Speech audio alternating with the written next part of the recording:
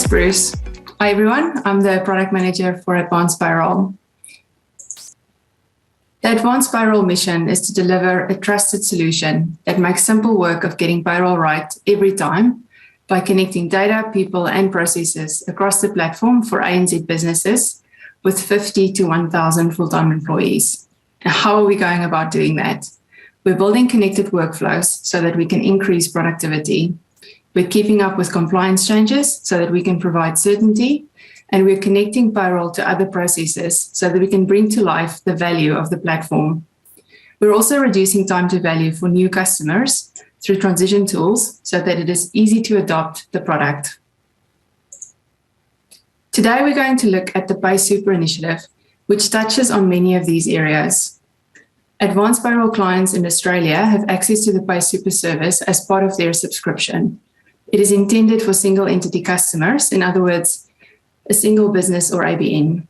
The service is a valued part of the overall Advanced Payroll offering. So let's start with the why we had to change. In order to be compliant and streamline the process, we needed to ensure that only one entity handles the funds, one entity reports to AUSTRAC, and only one AFS license is used to issue the product. It was decided to change the workflow so that the direct debit from the MYOB customer is made directly to SuperChoice. So what does this mean in practice? Before the change, super payments were debited from the employer's account to the MYOB trust account, from the MYOB trust account to SuperChoice, and then SuperChoice distributed the payments to the employee's nominated fund. After the change with the new process, PaySuper will send the instruction to SuperChoice. SuperChoice will then debit the amount directly from the employer's account, cutting out the MYOB trust account. This will significantly reduce the time it takes to reach the employee's fund. And with the new service, you can also now see that it's been paid into the employee's fund, or if something has gone wrong. And lastly, there's new self-service functionality, so you no longer need to contact support to update authorized users and payment limits in your PaySuper account. So to recap, this work aligns to a number of elements under our product vision: productivity, certainty, and the platform experience. At the moment, we have 213 of our existing customers using PaySuper. Let's move on now and take a quick look at the product roadmap and what's been done and what is planned in the near term. Let's have a look at the latest changes to the Super Annuation workflow. The workflow is the same for customers using PaySuper or if a customer is using SAF until it gets to the point where the Super batch is authorized. So we start by creating a Super Annuation batch. Super payments are not tied to a pay run. So first we select the period based on how often your business does this. So I will select the current quarter. All the contributions that will be included in the batch is displayed. So I can see employees, I can see pays and fund details, and I also get to see a summary by branch. Next, I can go and save the batch. There is a new option here to validate super funds. Why have we added this? Recently, a few super funds merged, and more super fund mergers are expected in the future. The validate super funds function will check that all the super funds that are being used by employees are valid before creating the batch. In my environment, all active super funds have passed the validation. But if you did find a super fund that is no longer valid, you can use the new Migrate Super Funds feature. So if I go to our Super Fund screen, the Migrate Super Fund feature will enable you to switch employees from the old fund to the new fund through this one easy step.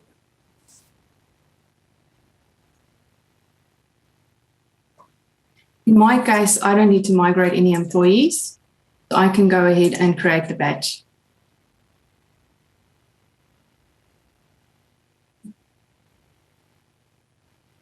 My business have chosen to auto-approve the batch creation, but you can choose it to set it up with an approval step. Next, I can go and submit my payment. To do so, you need to be a registered PaySuper user. So it will prompt you to provide your login details.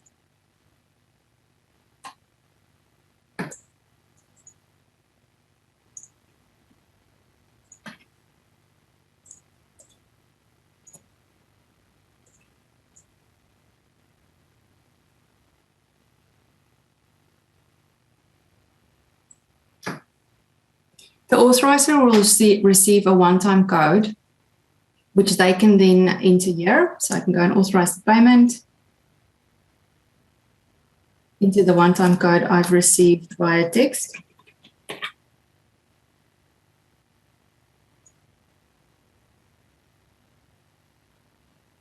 That's done. And from here, it's over to PaySuper. If your employees ask if the contribution has reached their fund, you can also now use the check status option.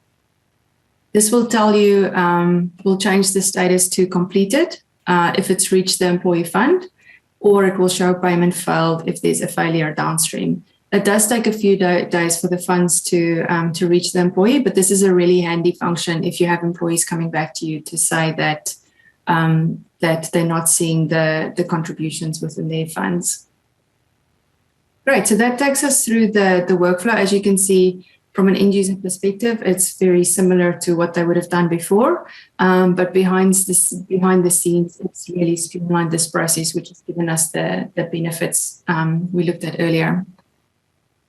The last thing I want to show you is what happens if you have a change of staff and you need to update any of your PaySuper settings. If we go to payroll preferences, in the PaySuper tab, you'll see there's a new PaySuper settings option.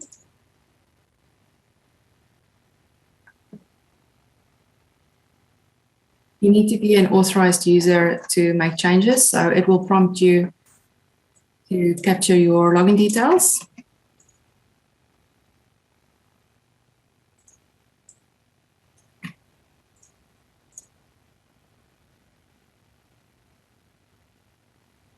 Here you go. So you can see what your payment limit is each month, as well as the user roles associated with your PaySuper account. Authorized users can make changes to the details. You do need to enter an SMS code that's gone to your verified phone number. But once you've done that, you can go in here. You can update your payment limit, and the other change that you can make is if you go and look at your user roles, you can change the role of existing users.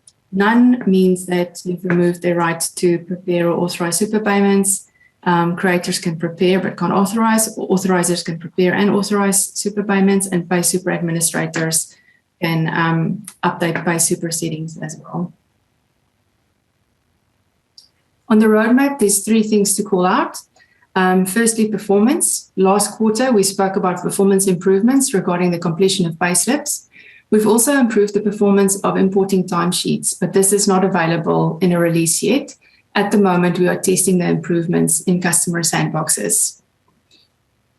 Secondly, for leave. For the next 6 months, we're going to go deeper into our existing leave workflows to understand what the major pain points are and why we see so many recurring issues in this area, so that we can ultimately reduce the amount of time that customers spend on leave tasks.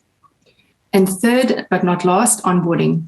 This past quarter, we did discovery work to understand the employee onboarding process for enterprise customers. What we learned is that onboarding is part of your new employee's first experience of the company, and employers want to make a good first impression, especially in today's competitive market. This is an important problem to solve, and after considering a few different approaches, we've decided to make workforce management available for onboarding only. Employees will onboard through workforce management, and once the employee completes the onboarding invitation, their information will flow through to advanced payroll. Workforce management will become a static record for that employee as at the time of onboarding. All further updates to the employee record will be done in advanced payroll, including through employee self-service. Next, let's look at what we have done. Unfortunately, the Australian end-of-year process highlighted a few issues with SDP Phase 2 reporting. These issues were fixed as a matter of urgency, and all customers were upgraded in August. As a result, the SDP deadline for advanced payroll customers has moved to the 1st of November 2022. So just a reminder that all customers need to transition to SDP Phase 2 by the 1st of November 2022. Another key focus for us was NZ Payroll. So excited to announce that the September 2021.1.1 release is our NZ Payroll GA release. For that release, we've improved both termination and public holiday workflows. We anticipate wider adoption in the partner channel, so we've allowed for capacity for that in our Q3 planning. Looking at further ahead at what's next, so further into the future, we'll be looking at making it easier to troubleshoot issues in a current pay. And once we've completed the employee onboarding MVP, we'll also look at how we might make it easier for new customers to adopt that standalone onboarding solution. Then we'll return to NZ compliance work to automate the leave without pay process, which currently requires manual steps.